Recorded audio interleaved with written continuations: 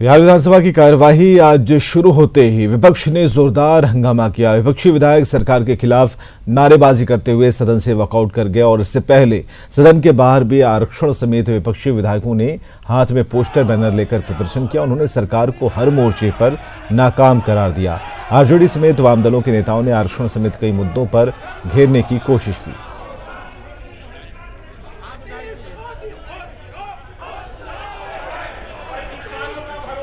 आरक्षण समेत कई मांग को लेकर आरक्षण विरोधी सरकार है। हम लोग जातीय आरक्षण के पक्ष में है कि जनगणना हो, जातीय गणना ना हो और आबादी के हिसाब से आरक्षण दिया जाए। इसी इशू पर हम लोगों ने आज ही किया। हम लोग मांग कर रहे हैं कि आबादी के हिसाब से जिसकी जितनी आबादी है उतना आरक्षण मिलना चाहिए। तो विधानमंडल के बजट सत्र का तीसरा दिन हंगामे की भेंट चढ़ गया। सदन के अंदर, भीतर और बाहर हंगामे की तस्वीर। बाहर पोस्टर बैनर लेकर पहले से तैयारी पूरी थी विपक्ष की और आरक्षण समेत कई मांगों को लेकर सरकार को घेरने की कोशिश में विपक्ष दिखा है। तो सदन के भीतर आप देख पा रहे हैं, भीतर और बाहर एक तरह से सदन को नहीं चलने दिया गया। सभापति सुनते रहे, सबकी बात को सुनते रहे, उन्हें चुप कराने की कोशिश की। उन्होंने कहा कि सवाल जवाब होने चाहिए, सवाल जनरेट करने दीजिए और उसका जवाब भी सुनिए और उसके बाद कोई आपत्ति है तो वो आपत्ति आप दर्ज करा सकते हैं। लेकिन हर बार ऐसा होता है कि सत्र के शुरू होने से पहले सर्वदलीय बैठक बुलाई जाती है, समझाने की कोशिश सभापति के द्वारा होती है। हालांकि वो कोरम ही साबित हुआ इस बार भी और सदन के अंदर होता रहा हंगामा और बाहर की तस्वीरें सामने हैं। चलिए, विधानसभा परिसर में सुरक्षा में चूक का बड़ा मामला सामने आया। कार्रवाई के दौरान तेजप्रताप यादव के निजी सुरक्षाकर्मी परिसर में घुस आए। हालांकि जब इस पर सुरक्षाकर्मियों ने उनसे सवाल किया तो जवाब देते नहीं बना। मार्शलों ने भी पूरे मामले में चुप्पी साध ली। नो कमेंट्स, नो बता तो दीजिए आपके साथ सवाल तो बनता है ना कि आप किनके साथ आप कैसे एंट्री कर गया? तो आपकी एंट्री कैसे होगी? कैसे मुंह के पास माइक मत घुसेड़ो। आपके पास मुंह के पास माइक मत घुसेड़ो। किनके साथ आए हैं? क्या किनके साथ आप? No comments. फिर भी नो कमेंट्स, नो कमेंट्स। क्यों आए? आपके पास है क्या? बता दीजिए ना, बता दीजिए। No comments. क्यों आए आप? No comments please. आप विधानसभा कैसे आ गए? No comments. आप विधानसभा कैसे आ गए? आप यहाँ पास है, यहाँ सुरक्षा की व्यवस्था है, फिर आप कैसे पहुँच गए यहाँ पे? किनके साथ आए? किनके साथ घुसे? पहले ये तो बताइए। आप तो बताइए ना, आप लोग किनके साथ आए? कोई दिक्कत नहीं, आए तो हैं, लेकिन बताइए किनके साथ आए? मार्शल हो रही है कार्रवाई में क्या बाहर क्या जाएगा? क्यों नहीं होती गिरफ्तारी? ऐसे कीजिए, मेरे लाइन के अंदर नहीं है, मेरे लाइन के अंदर आप। तो सवाल करने पर साध ली चुप्पी। विधानमंडल परिसर में निजी बाउंसर लाने पर तेजप्रताप से जब सवाल किया गया तो उन्होंने कहा कि मुख्यमंत्री जी और आप सुरक्षा देंगे क्या? अगर आप लोग सुरक्षा देंगे नहीं तो खुद तैयारी करनी होगी। कुछ ऐसा ही मिला जुला जवाब तेजप्रताप ने दिया। मुख्यमंत्री जी हमको सुरक्षा देंगे क्या?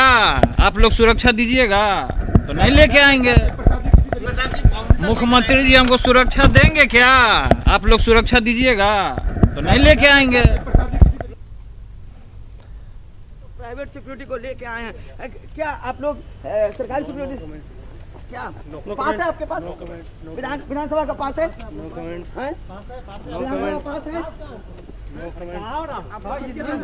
पास कहाँ है? कैसे आ गए? किनके साथ है? पूछे किनके साथ हैं? किनके साथ आए सर? आप किनके साथ आए? ये सरकारी सिक्योरिटी नहीं। तो सुप्रीम कोर्ट के आदेश के बाद अब तेजस्वी यादव ने बंगला खाली करना शुरू कर दिया है। तेजस्वी की आवाज से सभी बैनर पोस्टर हटाए गए हैं, साथ ही नेम प्लेट को भी हटा दिया गया है। बंगले के बाहर से सुरक्षा भी हटा ली गई है। यह बताएं कि सुप्रीम कोर्ट ने बंगला खाली नहीं करने की याचिका को खारिज करते हुए तेजस्वी पर 50,000 का जुर्माना भी लगाया था। तेजस्वी यादव ने बंगला खाली करना शुरू कर दिया है और अभी हम तेजस्वी के आवास पे हैं 5 नंबर देशरत्न मार्ग में। और यहाँ आपको दिखा दें कि देखिए जो नेम प्लेट है वो यहाँ पे नेता प्रतिपक्ष के रूप में जो लगा होता था वो हटा लिया गया है। यहाँ से जितने सुरक्षा बल हैं वो चले गए हैं और यहाँ पे बड़े बड़े जो होर्डिंग्स यहाँ पे लगे होते हैं, आप देख सकते हैं कि इस पूरे दीवार पे लंबे लंबे होर्डिंग्स तेजस्वी के लगे होते थे, वो सारे के सारे होर्डिंग्स हटा लिए गए हैं, नेम प्लेट हट गया है, सुरक्षाकर्मी हट गए हैं। और यहाँ से अगर आपको बताऊँ कि अगर थोड़े से दिखाने की अगर हम आपको कोशिश करें, यहाँ पे बंगले में अगर प्रवेश करके तो आप देख पाएंगे कि यहाँ पे जो है लगभग सारा जो ये है, एक सिक्योरिटी गार्ड हमारे साहब हैं। नहीं मालूम सर, यहाँ से सभी चीज क्या सामान सारे हटाए जा रहे हैं? कुछ नहीं, उन लोग काम करते हैं यहाँ। सामान सारा बोर्ड सारा उखड़ गया है, सारा कुछ है। हमको क्या मालूम, हमको जब कोई मतलब ही नहीं है तो हम क्यों बताएंगे। ये कुछ भी बोलने से इनकार कर रहे हैं, लेकिन अब हकीकत ये है कि यहाँ से सारे सुरक्षा हटा लिए गए हैं। अब देखना होगा कि अपने तरफ से भवन निर्माण विभाग को चाबी है वो कब सौंपते हैं, लेकिन बंगला खाली करने का सिलसिला शुरू हो गया है। कैमरा पर्सन सुबोध के साथ रवि एस नारायण, न्यूज़ 18 पटना। और इधर महागठबंधन में सीट को लेकर घमासान जारी है। कांग्रेस विधायक अजीत शर्मा ने दावा किया है कि कांग्रेस आरजेडी के बराबर सीटों की हकदार है और उन्होंने कहा कि हम आरजेडी से अधिक नहीं बल्कि बराबरी का हिस्सा मांग रहे हैं। आपको बताएं कि 6 फरवरी को शिवहर में एक कार्यक्रम के दौरान आरजेडी के प्रदेश अध्यक्ष रामचंद्र पूर्वे ने दावा किया था कि उनकी पार्टी का जनाधार ज्यादा है, इसलिए उनकी पार्टी 20 से 22 सीटों पर लोकसभा चुनाव लड़ेगी। और आपको आरजेडी और कांग्रेस की दावेदारी से जुड़े बयानों को सुनवाते हैं। राष्ट्रीय जनता दल चूँकि सबसे बड़ा जनाधार का पार्टी है, कम से कम मिनिमम 20-22 जगहों पर राष्ट्रीय जनता दल का उम्मीदवार होगा और हमारे सभी शीर्ष नेता लगे हुए हैं गठबंधन के दलों में सीट शेयरिंग को लेकर करके। जनता को मैसेज के लिए हम लोग को बराबर बराबर सीट लड़ना चाहिए। और जब से प्रियंका गांधी भी आ गई हैं, जो कि देश की जनता विगत 20 वर्षों से चाह रही थी कि वो सक्रिय राजनीति में आए और वो आ गई हैं, तो कह रहा हूं मैं तो अधिक सीट मांगा नहीं, जबकि देश में पूरे देश में कांग्रेस है, जनता उनकी ओर देख रही है। राफेल मुद्दे पर, सारे मुद्दों पर राहुल गांधी जी जनता के बीच बात कह रहे हैं मोदी जी का।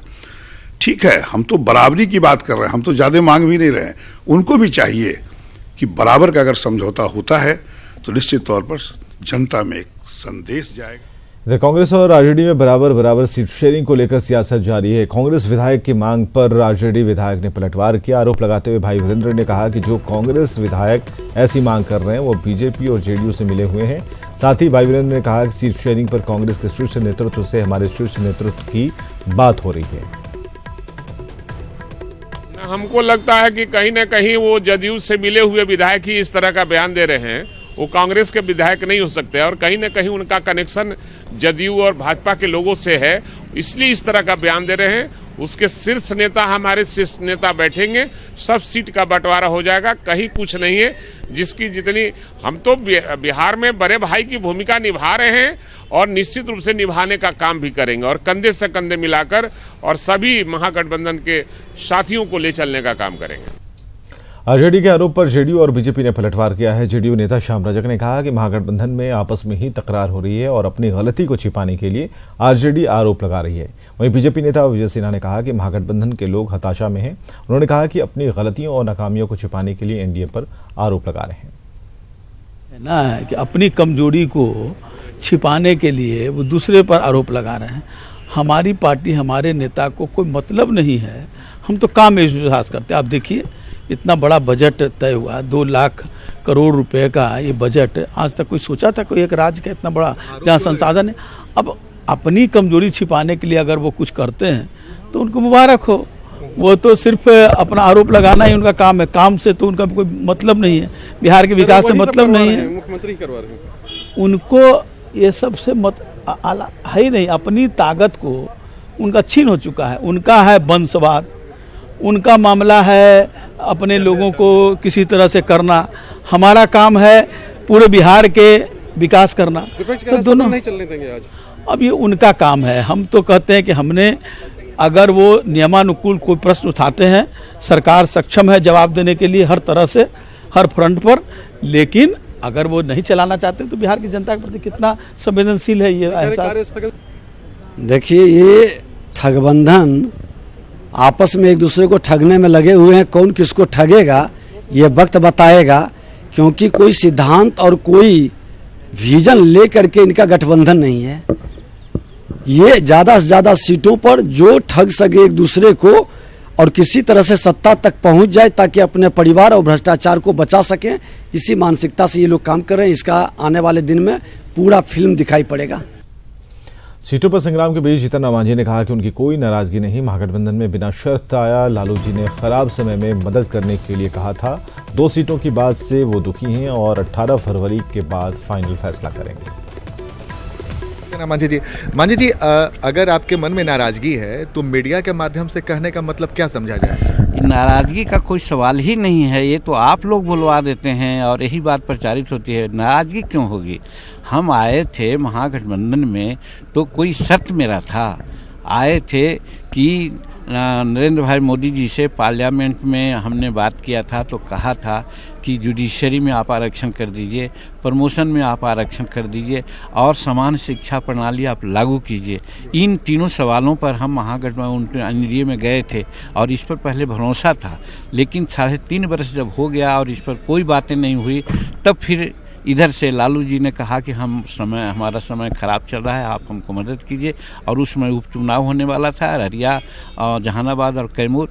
हम बिना शर्त के यहाँ आए कि हम आपको मदद करेंगे और आपने देखा कि आने से 2 सीट जो उनका प्रेस्टिजियस सीट था वहाँ हम लोग जीत लिया और कैमूर में भी अच्छा हम लोगों ने किया। अब जब सबसे पहले हम आए, जिस समय महागठबंधन गुर्बत में थी, आए और आज आप लोगों के माध्यम से कहा जाता है या कोई कहवाता है कि 1 सीट 2 सीट, तो इस पर हमारे जो कोर कमेटी के लोग हैं काफ़ी दुखित थे। उनको हमने सांत्वना दिया है कि चिंता मत कीजिए, हम लोगों को किसी भी घटक दल से ज़्यादा सीट मिलेगी, कम नहीं मिलेगी।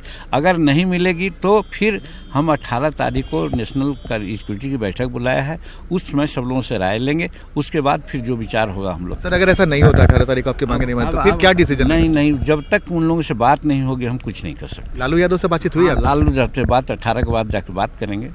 सर, एक सवाल नया आ रहा है कि महागठबंधन में कांग्रेस ने कहा है कि वो बराबर की सीटों पे चुनाव लड़ेंगे। कांग्रेस के तेवर वही, आरजेडी कह रही है कि 20 से 22 सीट पे लड़ेंगे, तो सीट कहाँ बचता है महागठबंधन दूसरे सहयोगी? अब वो तो आपस में देखिए, अब विधानसभा सत्र समाप्त होगा 20 तारीख तक। इस बीच में ही इधर तेजस्वी बीमार पड़ गए हैं और 14 तारीख तक बाहर थे शक्ति सिंह गोहिल, वो सब आ रहे हैं। हम लोग आपस में बात करेंगे और बात करके कहीं न कहीं कोई एमिकेबल सेटलमेंट होगा। हमारा कहना है कि सबका लक्ष्य यही है कि महागठबंधन के लोग मिल करके और एनडीए को हराने। सर, एक आखिरी सवाल है सर, कांग्रेस कह रही है कि बराबर की सीटों पे लड़ेगी चुनाव, आपको लगता है कांग्रेस को इतना सीट मिलना चाहिए महागठबंधन? अब ये हम अपना व्यक्तिगत राय नहीं दे सकते हैं, वो जब बैठेंगे हम लोग तो उस पर विचार करेंगे। लेकिन कांग्रेस के सर एनडीए से आपको ऑफर मिल रहा है? नहीं, ये गलत सर, एकदम गलत है। 100 नहीं 2000% गलत है। किसी प्रकार का ऑफर भी नहीं और न वहाँ जाने का कोई सवाल है। तो ये हमारे साथ कैमरामैन अजय दुबे के साथ आनंद मिश्रा, न्यूज़ 18 नेटवर्क, पटना। छपरा से अगली खबर, जहां वार्ड सदस्य के पति पर चाकू से वार कर हत्या कर दी गई। घटना मुफस्सिल थाने के मगाईडी गांव की है। 12 नंबर वार्ड के सदस्य उषा देवी के पति दरवाजे पर कुछ काम कर रहे थे, तभी गांव के सागर ने बीरबल पर चाकू से हमला बोल दिया। बीरबल की पत्नी के मुताबिक किसी बात को लेकर सागर से उसका विवाद चल रहा था और उसी आवेश में बीरबल की हत्या कर दी गई और घटना के बाद से आरोपी फरार है और पुलिस मामले की छानबीन में जुटी है। विधायक बनत रहे, हमर काम न कराइबे, हमर विधायक बनत रहे, ते काम न कराइबे करत रहला, तो कदा रोक रे स तीरा से बात गई हुआ बेटे कि ते मार के कहबे के लोग, अरे उ गांव के बाटे। छपरा में रसूलपुर थाने के चरवा गांव से चोरों ने अष्टधातु की मूर्ति चोरी कर ली है। चोरी की इस घटना के बाद पुलिस मामले की छानबीन में जुटी है और मतलब है कि छपरा में हाल के दिनों में मूर्ति चोरी की कई घटनाएं लगातार सामने आ रही हैं, जिसके बाद कई सवाल खड़े हो रहे हैं।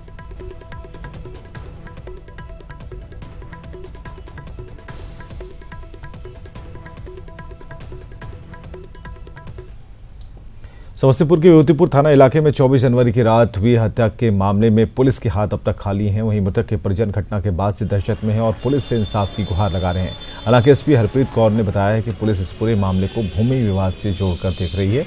उन्होंने जल्द ही कार्रवाई का आश्वासन दिया है। मनोज कुमार थे, विजय कुमार महतो थे, ये लोगों के द्वारा षड्यंत्र करके हमारे भाई का उसमें खाना खा के घर से निकले थे, जिसमें भैया जो थे अर्जुन कुमार वो मेन गवाह थे उसमें। और उन्हीं का मर्डर कर दिया है। 23 तारीख रात में सो रहे थे बथान में और सोए हुए में आकर के गोली मार दिया है। 24/1 की घटना है। ये एक उनके जो बुजुर्ग हैं उनकी गोली मारकर हत्या हुई थी। तो उसमें भूमि विवाद का वो खुद ही बताए हैं कि उनका भूमि का विवाद चल रहा है बहुत ही पुराना, और उसमें पहले केस भी हुआ था, उसमें वो गवाही वगैरह गवाह थे शायद। तो उसी की आशंका, हालांकि उन्होंने किसी का नाम FIR में नहीं दिया, जो मेरे से भी मिले हैं वो उसी चीज़ की आशंका जाहिर कर रहे हैं कि उनका बहुत लंबा जो है कोर्ट में भी केस चल रहा है, भूमि विवाद के चलते ही वो हत्या हुई है। तो लेकिन पुलिस उसमें अपना काम कर रही है। गहने महिलाओं को काफी प्रिय होते हैं, लेकिन जमुई में एक महिला ने शौचालय की खातिर गहनों को भी बेच दिया। मामला लीकगंज प्रखंड क्षेत्र के कुल्हाना पंचायत के मैना चाथर गांव का है। यहाँ रूबी देवी के साहस की हर तरफ तारीफ हो रही है। रूबी के पति चेन्नई में मजदूरी करते हैं और घर में वो 3 बच्चों के साथ रहती है। जीविका की ओर से गांव में चौपाल लगाकर शौचालय की उपयोगिता और ज़रूरत के बारे में बताए जाने के बाद मान सम्मान की खातिर आर्थिक तंगी के बावजूद उसने ये कदम उठाया। आज रूबी का प्रयास रंग ला सका है और अब इलाके की कई और महिलाएं भी साहसिक कदम उठाकर संपूर्ण स्वच्छता अभियान को बल दे रही हैं।